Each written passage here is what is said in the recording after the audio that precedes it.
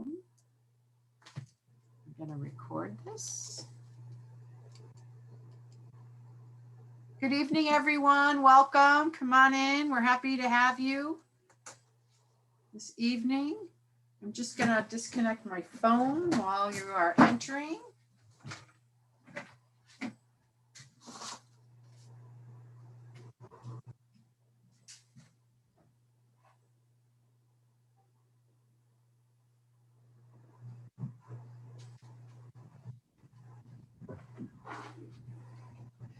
We are. Give people another minute. It's 7 o'clock. They're just coming in.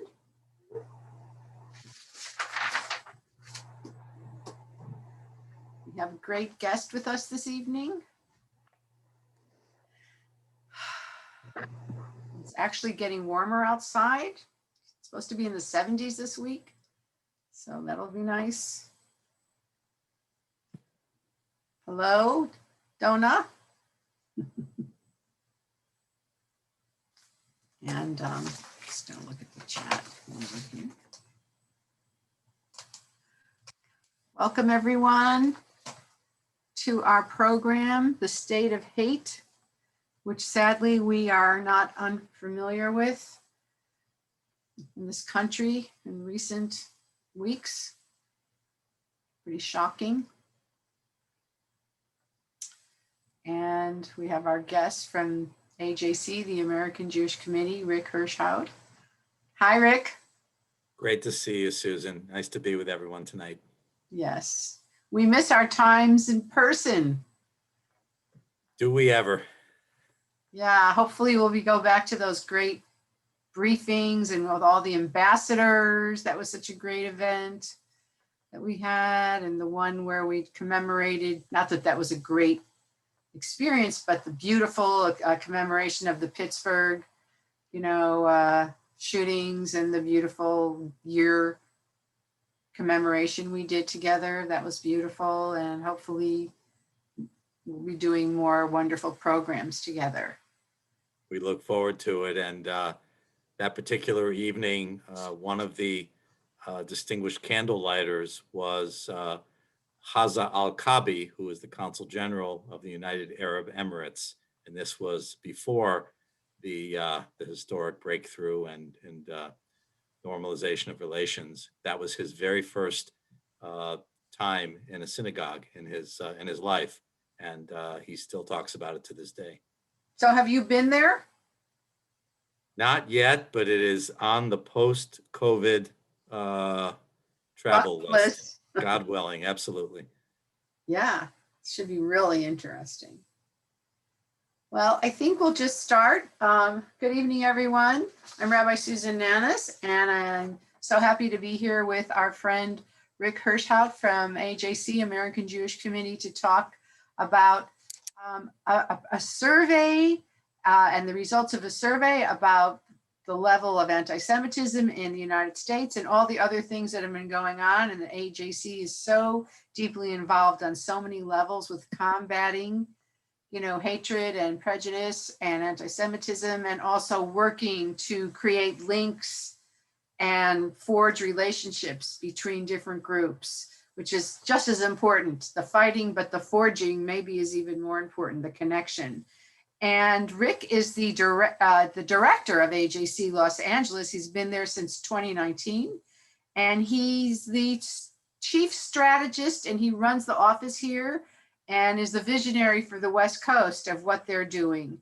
And Rick's background includes, he was the creator or one of the creators of the Illinois Holocaust Museum and Education Center. And it opened with Bill Clinton, which is amazing, and Elie Wiesel.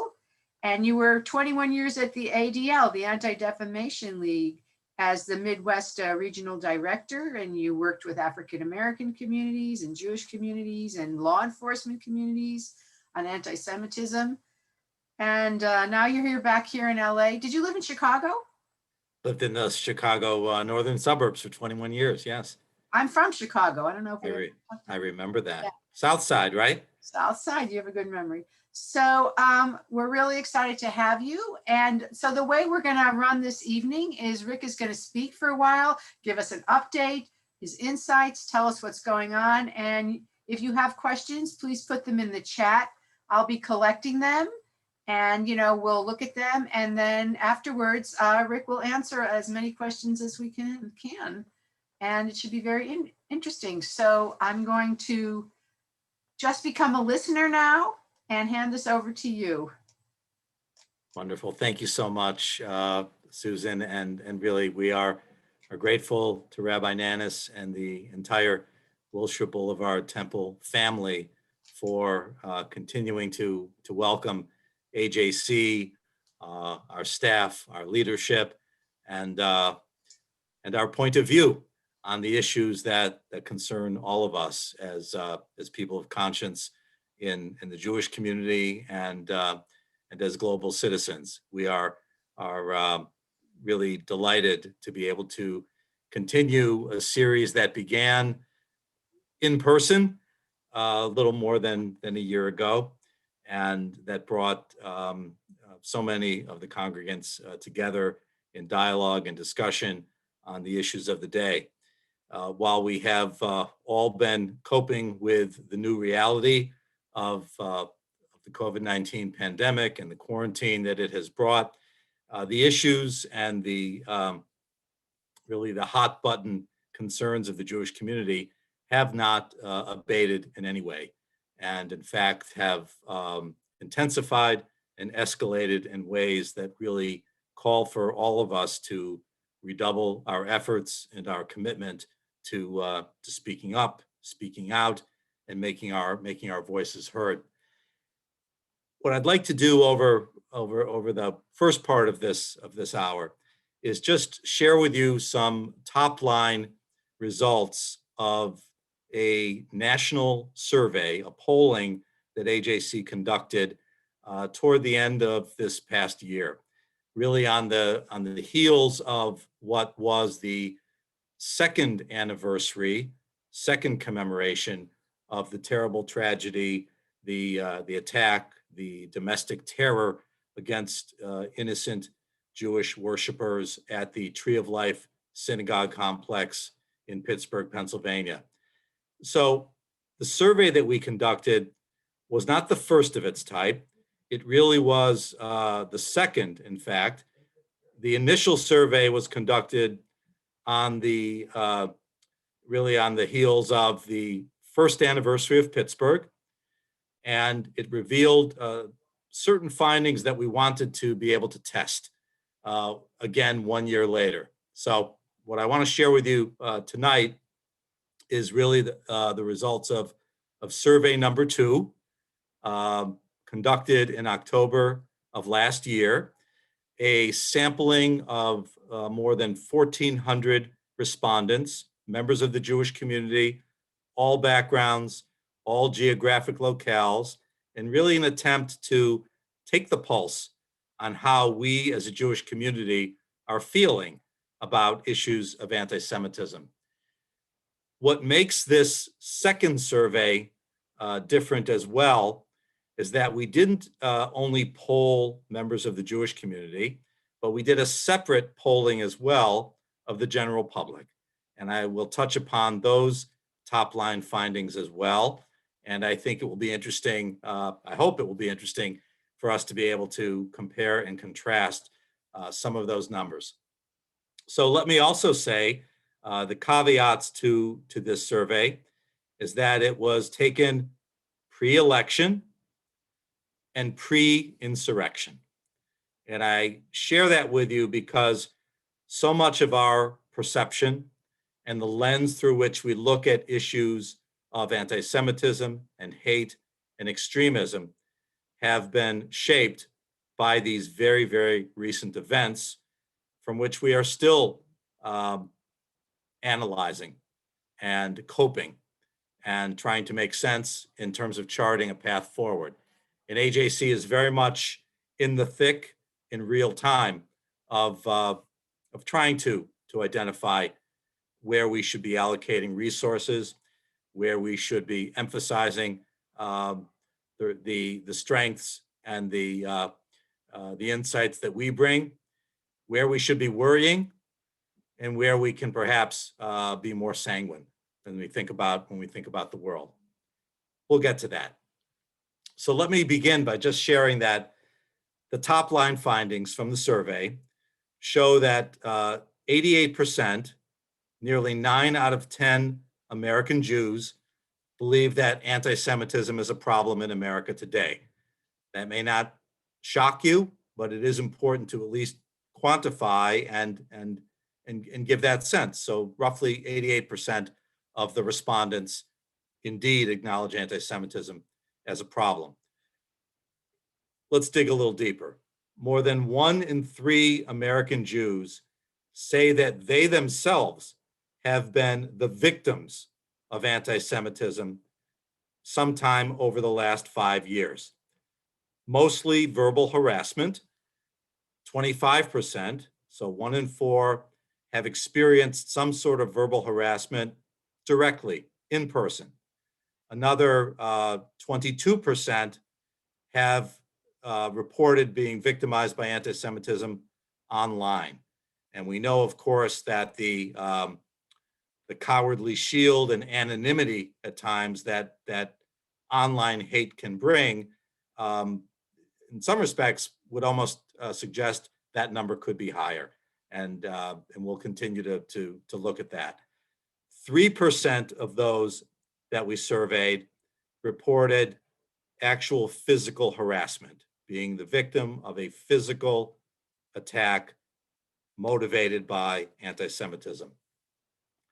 In the now 2+ years since the Pittsburgh attack, more than 1/3 of American Jews, again, going by the respondents to this survey, have taken proactive steps to conceal their Jewish identity in public. This may mean for someone who typically wears a kippah at work or indoors, takes the kippah off or covers the kippah with a hat when they're outdoors. Any of those outward representations and manifestations of Jewish identity are concealed by roughly 1/3 of those that we polled. Furthermore, roughly 25%, 1 in 4 of American Jews say that the institutions in which they are affiliated have also been targeted by anti-Semitism since the Pittsburgh attack. We need look no further than the anti-Semitic vandalism that was scrawled on the walls, the outer exterior walls of Wilshire Boulevard Temple, not quite 1 month ago, discovered on the morning of the Martin Luther King holiday. And so it brings that message home. Let's shift gears for a moment and just look at, and again, this is top line. The entire survey is available, I should have said at the outset, on AJC's website, ajc.org, and you can really get into the weeds on this, and I encourage everyone to do so. But tonight we'll just focus a little bit on some of the top line findings. With respect to perceptions of anti-Semitism on both extremes of the political spectrum, 89% of those that we surveyed view the extreme right as posing an anti-Semitic threat to American Jews. And just breaking that down a little bit further, 49% of that number see the extreme right as posing a serious threat. So not just a threat writ large, but a serious threat. So roughly half of those that of that 89%, it's roughly half of the entire pool that we looked at. In terms of political parties and perceptions of where anti-Semitism may lie, the Republican Party is viewed as 69% see elements of anti-Semitism within the GOP. In terms of the Democratic Party, 37% see anti-Semitism afoot in the Democratic Party. In terms of the connection between anti-Israel hostility toward Israel, and anti-Semitism, 84% of American Jews view anti-Semitism view anti-Zionism as equivalent to anti-Semitism, 84%. Similarly, 80%, just slightly less, see the boycott, divestment, and sanctions movement, BDS, also as anti-Semitic. So just to give you a flavor of where the Jewish community is coming out on these issues. Let's turn for a moment to the general public. This is the new wrinkle that was not included in our first survey, but was really a companion piece to our second survey. And together, the polling of the Jewish community and the polling of the general public, not quite as large a sampling size, but about 1,000 people. So not 1,400, but still a pretty representative sampling. This is what constitutes our full report on anti-Semitism. Let's talk about just understanding the very term anti-Semitism. 53% of Americans are familiar with the term, which means, of course, that 47% are not. And that is arguably a troubling breakdown. 25% of Americans have heard the term anti-Semitism, but are unsure exactly what it means. Now, I can tell you within AJC, there has been conversation about perhaps being more direct. We talk about anti-Semitism, and it's a term that's certainly understood as part of our identity and who we are as Jews. But perhaps we need to be using a different nomenclature and different terminology.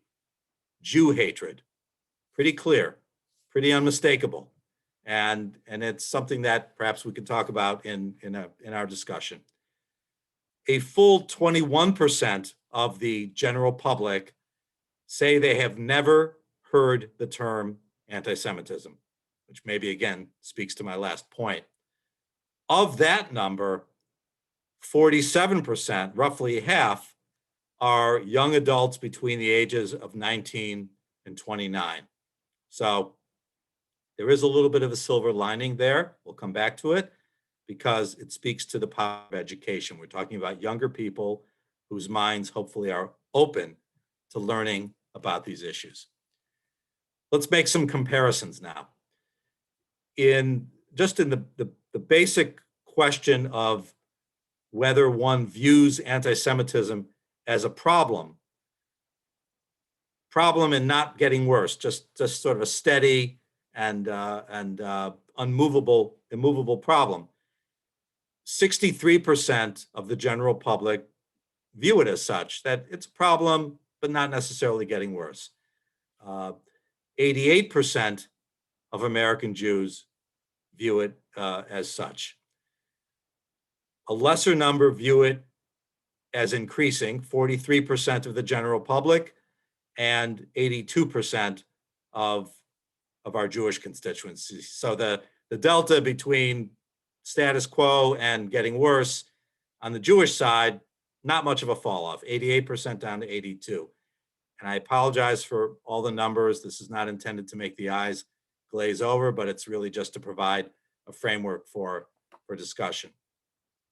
Let's go back to political parties.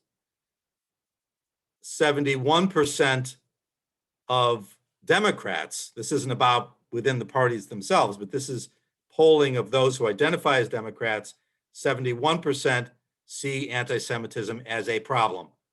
Only 34% of those identifying as Republicans see anti-Semitism as a problem.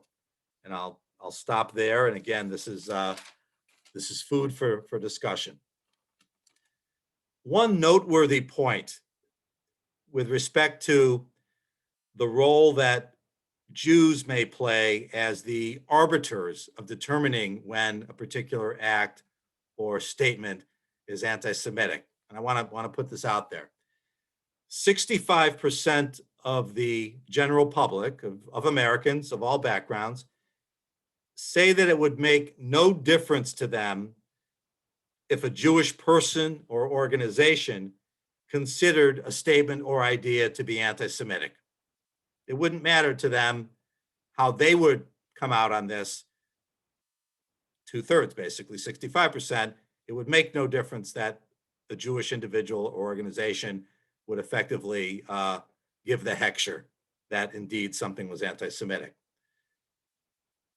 But I would argue, or at least put forward for discussion, that there may be more than one way to read this, and that perhaps there are many in the general public, particularly going back to the familiarity with anti-Semitism and the perception, not a small number, that it is a problem, that perhaps there's a sense among some in the general public that they know it when they see it.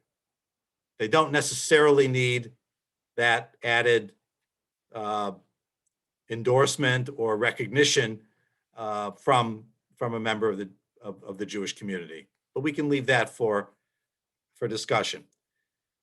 The one caveat to that whole supposition of whether you need that overlay, that sort of that hechsher in the Jewish community, is that younger people, again, coming back to younger adults, are more inclined to defer and and show deference to their Jewish friends and neighbors in terms of determining whether something really is anti-Semitic. So let's just do a little bit of a lightning round here on some of the other hot button issues.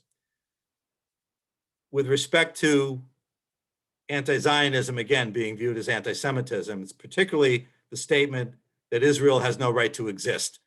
If somebody were to proffer that statement and look at that through the lens of anti-Semitism, 74% of the general public say that is indeed an anti-Semitic statement. Think about that for a moment. In a world where we often hear about BDS, and when we see a relentless double standard when it comes to judging Israel against and purported and alleged human rights abuses against other countries with horrific human rights records, 74% of the general public believe that delegitimizing Israel is tantamount to anti-Semitism. That is I think a staggeringly hopeful statistic. 85% of American Jews view it the same way. So that delta is not so significant, 74 to 85%. Let's take a couple more examples. The notion of the statement that Jews are overly concerned with money. 88% of the Jewish community view that as anti-Semitic, 55% of the general public. So a little bit of a greater discrepancy there. Similarly, the notion that Jews are dually loyal, the dual loyalty charge, that when you are a lover and supporter of Israel, that somehow that is at odds with being an American, a proud American citizen. The dual loyalty charge, 76% of the Jewish community view that as anti-Semitic, only 50% of the general public. I don't have much more interpretive data on that, but again, we're seeing a wider delta. And finally, regarding the importance and need for Holocaust education and awareness of Holocaust education, not surprisingly, 99% of American Jews have some degree of knowledge about the Holocaust. We would hope so. So we're in the 99 point something percentile there, versus 75% of the general public. Here too, when we think about the fact that Holocaust education in a serious, significant way in the United States has really only come into its own since the mid-1980s.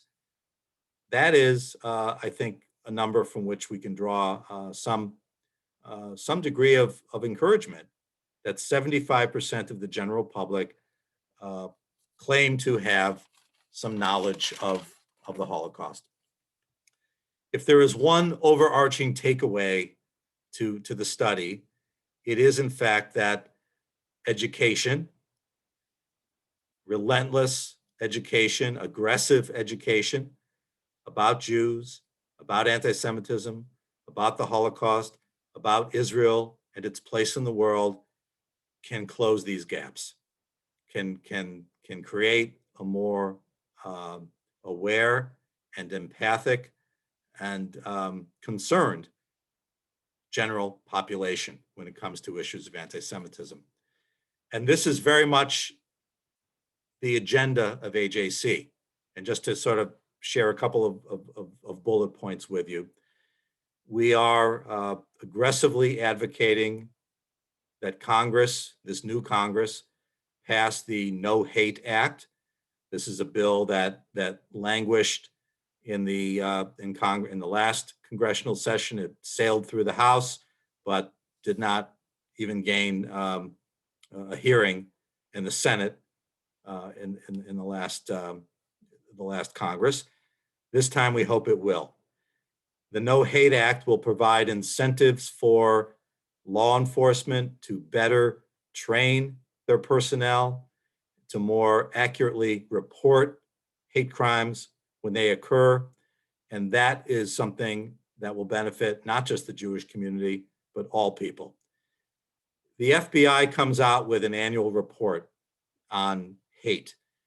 And the most recent report showed that while Jews account for less than 2% of America's population, as we well know, more than 60% of the religiously based, religiously motivated bias crimes in calendar year 2019 targeted Jews. That was an increase of some 14% over the previous year. But when I speak about the No Hate Act and the incentives for reporting, it is because some 70 major population centers defined as cities with populations of at least 100,000 in America reported 0 hate crimes in the last year. So before we all pack our bags and move to these idyllic places, the reality is there is an underreporting, a gross underreporting of hate episodes in America, of bias crimes in America, for many, many reasons.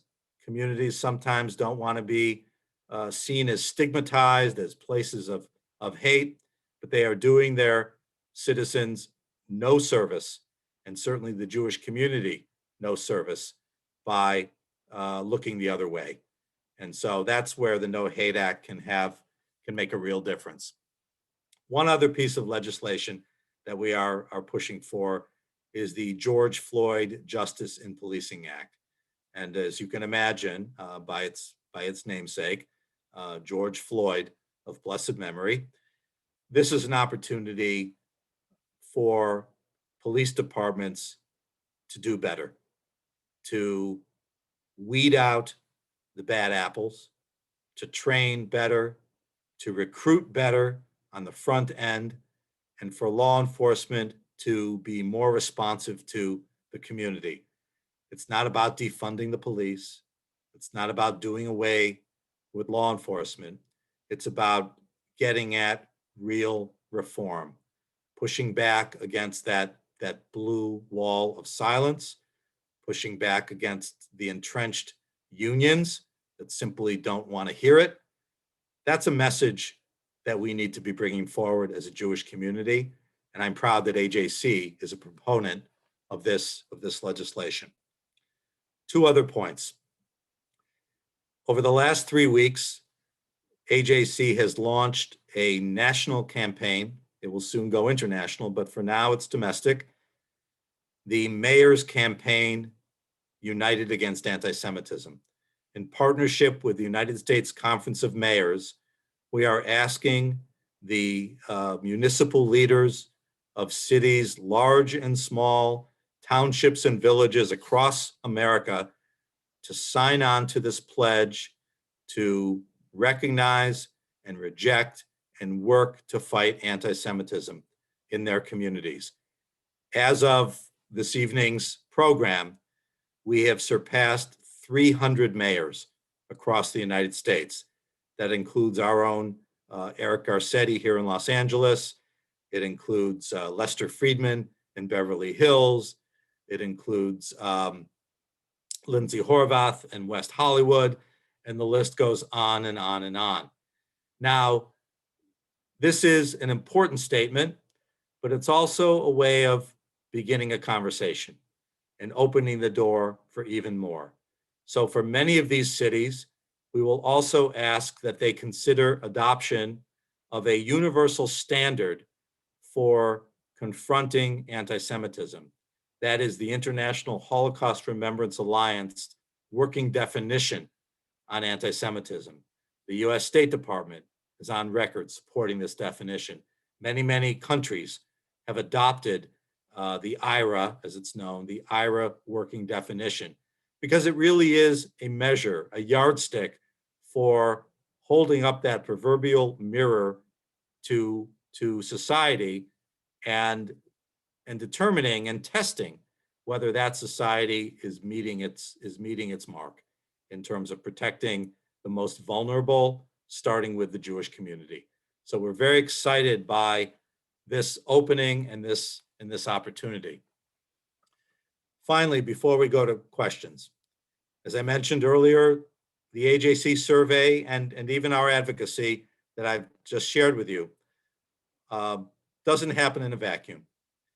It has happened in real time, and we have all been living through an unprecedented moment in time for our country, a moment in which the very foundations of our democracy have been shaken to their very, very core.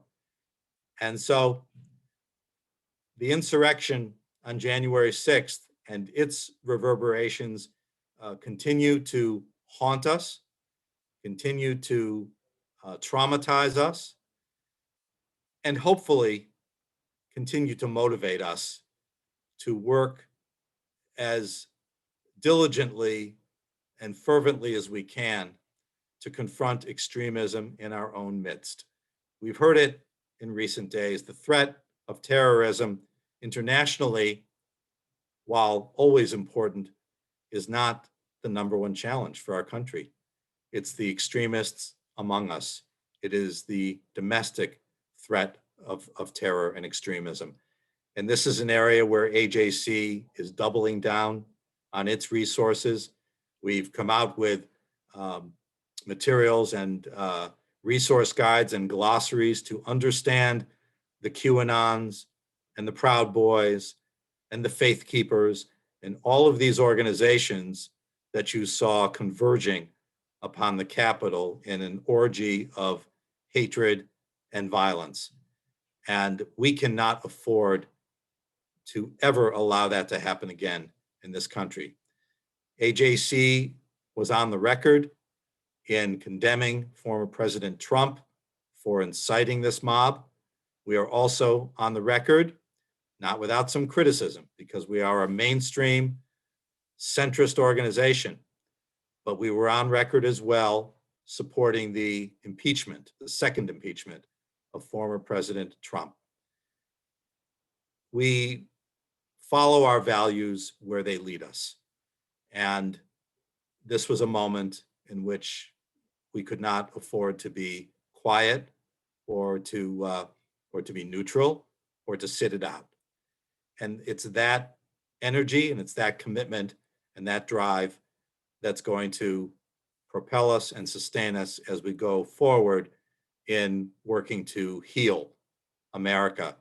And by healing America, it will be an opportunity to confront anti-Semitism, to confront extremism, and all of the hate that is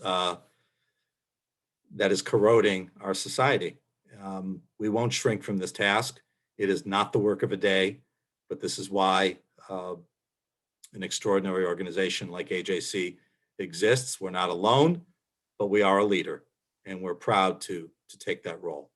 So on that note, I will, I will stop. Actually, just one last point I want to make, because I think it's so important, especially when we talk about statistics and when we talk about numbers, to realize, especially with what took place on January 6th, that real lives were lost. When I think of and I'm speaking personally now, while AJC was on the record supporting the impeachment, we did not issue an official comment after the Senate vote last week. So this is Rick Hirshaunt raw, if I can go there for a moment. I couldn't help but think about Brian Sicknick's family. This is the Capitol police officer who was bashed in the head by a fire extinguisher and who succumbed to his injuries several hours later, who ultimately lied in state, was honored at the Capitol. And it's just very hard to think about, his kids and his family and all that they must be going through. But we have to keep them top of mind when we go about this sacred work. So I just wanted to end on that note, and delighted to turn this into a conversation. Thank you. Thank you so much, Rick. We have a few questions, but people, if you want to, you can write it in the chat or the Q&A. I'll check both of them. But before we have a couple questions, but I want to ask you something. So I have two questions. First is, were you or the AJC surprised by the number of hate groups that showed up to the Capitol on that day? Was it shocking, or was it, oh, I'm not surprised? The level of the breadth of how many different groups. Did you know that there were these extremists in the military and in the police? Because it seems like they exist in there too. And finally, what can we, the normal Jewish person, do on a personal level to help combat or, make this a less hateful place, or combat hatred and anti-Semitism? So that's a lot of questions, I realize. Oh, it's a great, they are terrific questions. I think so many of us underestimated the potency and the toxic brew that was converging upon Washington that day. It's clear that intelligence reports, law enforcement pointed to something very ugly that was going to take place. Some of those reports were not taken seriously. There's no question, and we do need, as Speaker Pelosi, again, I haven't seen the AJC statement on this yet, so I'll go out on the limb. We do need the equivalent of a 9/11 type commission to really look at what took place. We need it for our own healing and ability to move forward. None of those organizations and their existence surprised us. But I do think many of us underestimated the ability for them to come together, to organize online. And this has always been the particularly insidious menace of what the internet has enabled, that the traditional lone wolf bigot, the individual extremist out in the middle of nowhere in Yenemsville, all of a sudden is part of a community, all of a sudden belongs and is important and becomes important. That's what we saw unfold. It was a match that was lit, ignited, incited by our former president. It was very, very clear what took place. That mob thought he was at the front of the line, leading the march, down to the Capitol. He so much as said he would be. So why would they think otherwise? So I think the whole thing was shocking. AJC has not traditionally been an organization that has monitored extremist groups. We've done it more recently. We're not an organization that typically is involved in trading intelligence or offering intelligence briefings to law enforcement agencies. We've done it more.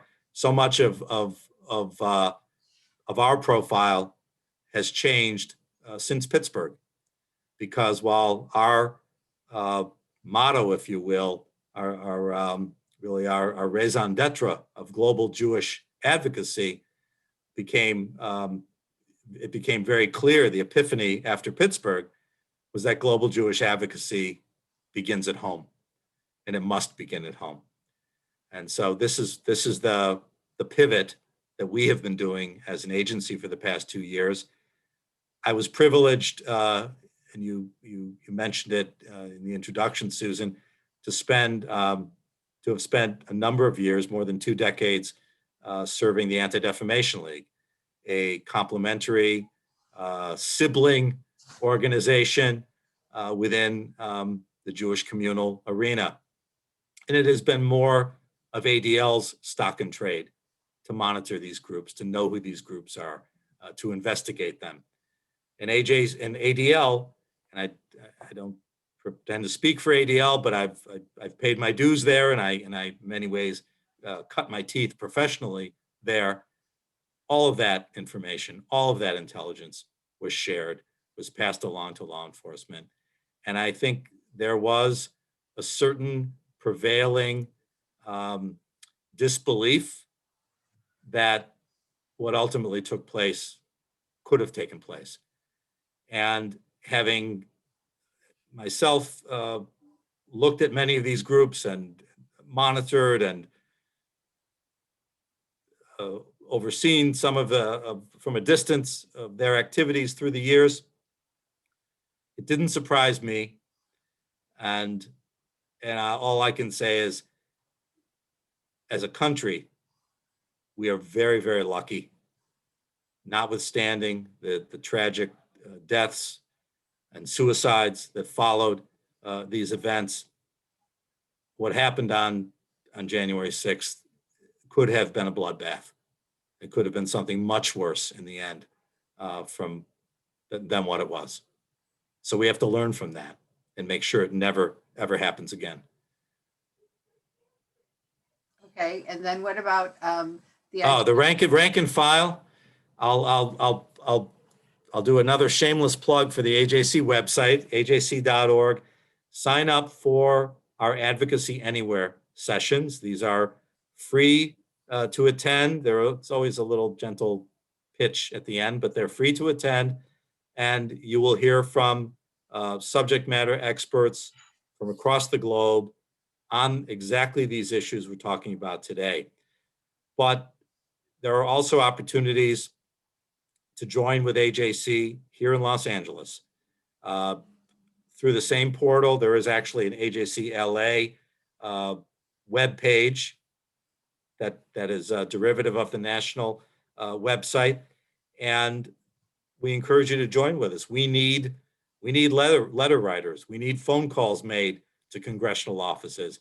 There are companion pieces of legislation that will begin to wind their way through the California General Assembly, hate crime bills, equivalent analogous bills to the No Hate Act that would require better training and reporting on the part of law enforcement. So there is plenty to do, and we welcome the involvement.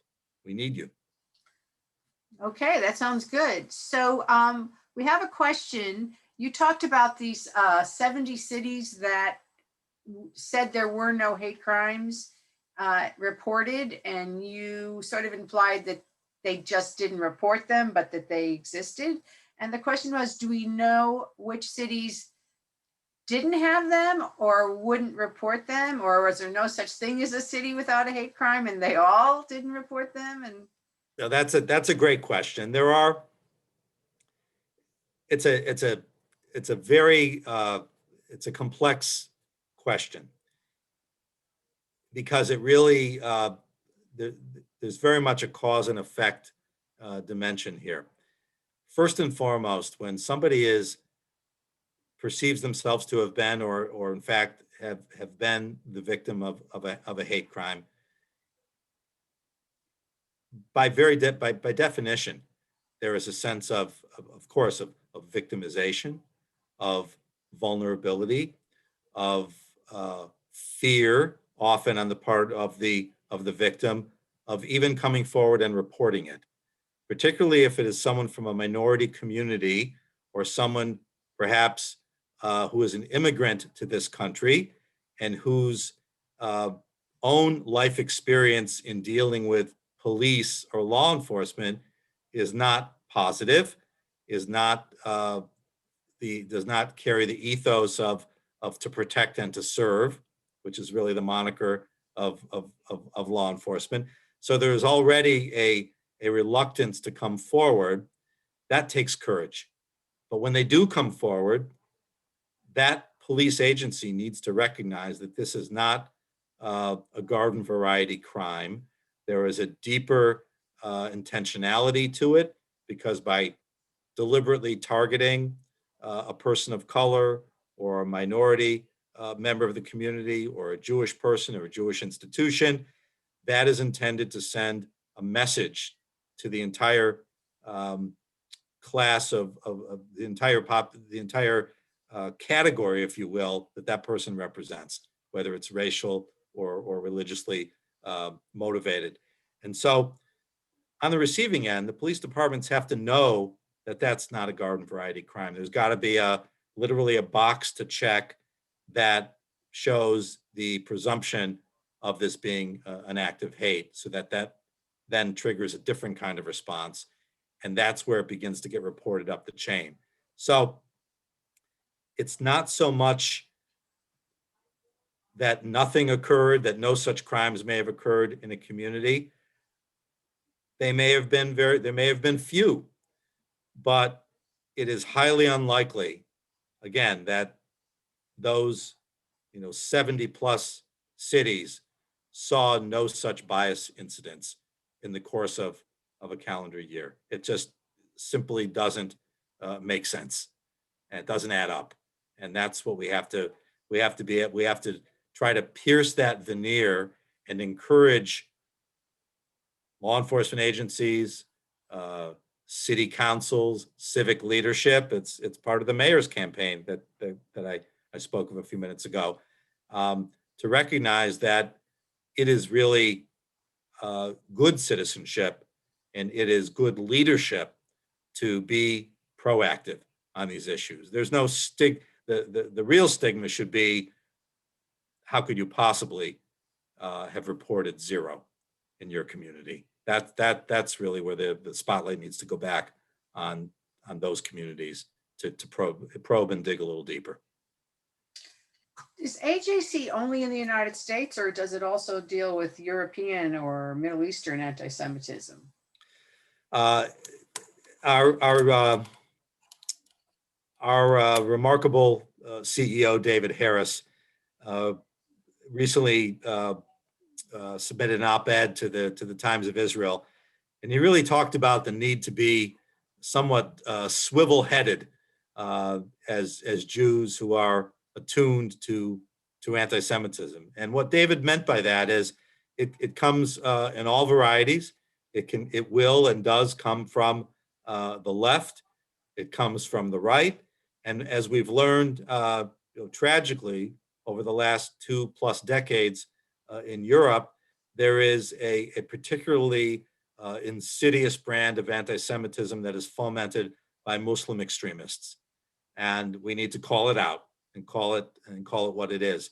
So AJC, and I used the term global Jewish advocacy a short while ago, we are about confronting anti-Semitism wherever it rears its ugly head, anywhere on the globe, anywhere on the planet. We are also about advocating for Israel's place in the world, the safety, security, and well-being of the state of Israel, and calling out hypocrisy, calling out double standards, which we still see coming from the United Nations as just really a daily diet coming out of the UN, but calling it what it is. And so for us, in addition to, just to give us a sense of structure, 24 offices across the United States, another dozen or so across the world. I say a dozen. We will open our 13th global office actually in the United Arab Emirates later this year. So we will be the first Jewish organization. Obviously, the State of Israel is the main Jewish organization that is putting a beachhead in Dubai, but AJC will be right there as well. And so we are around the world. We are really the advocacy arm, the advocacy voice of Jewish interests globally. Wow. So powerful, so important. So we have a question about is it called the Hate Act?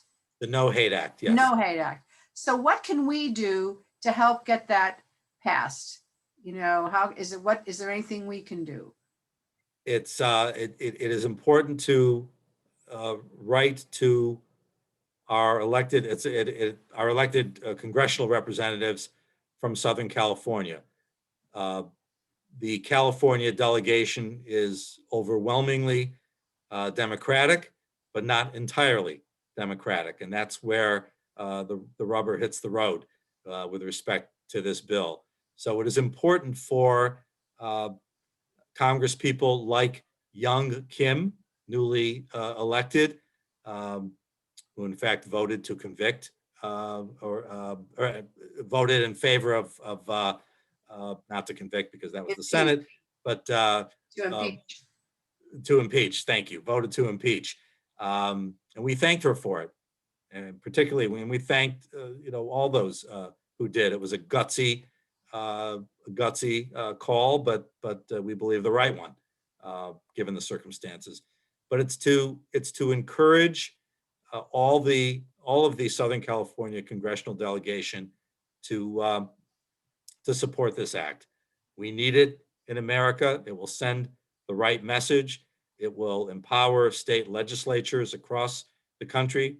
And as I mentioned a moment ago, here in California, to pass parallel companion measures as well.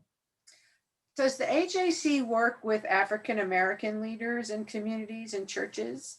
Or yes and yes. We work very closely with the African American community, and we historically, AJC was right in the thick of the civil rights struggle, right in the thick of marching in Selma, litigating in Brown v. Board of Education, all of the hard-won, hard-fought civil rights battles of a generation ago. The challenge we have today is to reinfuse, reimagine, and refresh that historical alliance and overcome what has been, unfortunately, a fraying of those historic bonds. I saw a magnificent film just within the last week called Shared Legacies. And I know there's a subtitle to it as well, or a subheader to that. It is a nearly 90-minute film produced by a production company out of Los Angeles, Menashe Films. Menashe. And thank you. They're fantastic. And it is it is such a beautiful film. It is so rich, and I'll just share with you that there was so much to love and to just feel good about, not just as history or nostalgia, but really as a force for reinvigorating the relationship. There's one clip where Harry Belafonte and Danny Kaye are singing Hava Nagila. It's fantastic. And so this is what we have to remind ourselves. We have so much more in common, and we have common struggles and common enemies that we have to face. And the pandemic has sharpened the edges of inequity in our society and in our world. And this is a moment to come together.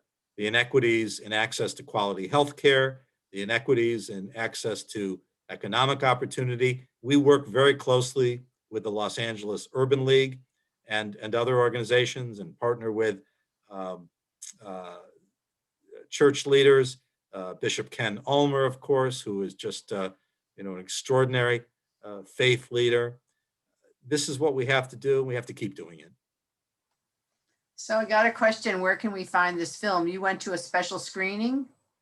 There was a screening that the LA chapter of the Southern Christian Leadership Conference organized a screening and then a panel discussion. And I believe several local clergy. I think your colleague Sharon Brous was on that panel, and it should all be findable. I just don't know if that link is available yet, but the film is amazing, and it's making the rounds through some of the Jewish film festival circuit. I'll get it for the temple. I know I can get it for the temple. Oh, it's great. So it sounds like AJC is doing so much. They could use all the help that you can use, all the help you can get. And I've always loved AJC, and I think we should all go on the website and join and participate, because there's a lot of amazing work being done. And I want to thank you so much for this very interesting update and discussion. And I feel like we've just touched the tip of the iceberg. And I look forward to when we can do that training that we've talked about. Absolutely. When we can come together, first of all, thank you so much, Susan. And it is, Wilshire Boulevard Temple is just part of the AJC family. And we really are bound together in a very important and noble purpose and mutuality. And we have a lot of work to do. And certainly the challenges of COVID has not made life any easier. But we can't shrink from the task in front of us. So we wish everyone who's watching, thank you for joining us. Everybody stay healthy, stay strong, stay safe. The vaccinations are coming more and more every day. And we look forward to it. We can all be together in person. Who knows, maybe even this summer. Wouldn't that be, if it's outside, but still together, would be amazing. So amen to that. Thank you so much, Rick. This was really interesting and informative and so worthwhile. Thank you all, everybody. Be well and be safe. Bye, everyone. Thank you so much for joining us.